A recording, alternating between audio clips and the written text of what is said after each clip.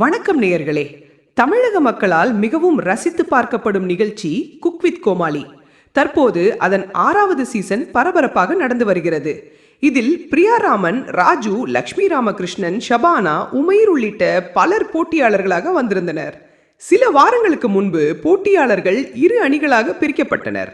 ஷபானா, லக்ஷ்மி ராமகிருஷ்ணன், நந்தகுமார் ஆகியோர் நீலம் அணி, ராஜு, பிரியாராமன், உமைர் ஆகியோர் சிவப்பு அணி.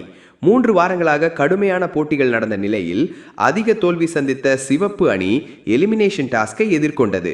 அதில் ராஜு, பிரியாராமன், உமைரிடையே பரபரப்பான சமையல் நடந்தது. இதில் குறைவான மதிப்பெண்கள் பெற்ற உமைர் குக் வித் கோமாளி 6 வெளியேற்றப்பட்டார். உமைர் வெளியேறியதும் சுனிதா கதறி அழுதார். நண்பன் உமைர் வெளியேறியதில் ராஜுவும் வேடனையை வெளிப்படுத்தினார். ஆனால் ரசிகர்கள் அனைவரும் உமைர் கண்டிப்பாக வைல்ட் கார்டு கம்பேக் தருவார் என்று நம்பிக்கையுடன் காத்திருக்கின்றனர். உங்களுடைய கருத்துக்களை மறக்காம இந்த வீடியோ கீழே கமெண்ட் செய்யுங்க.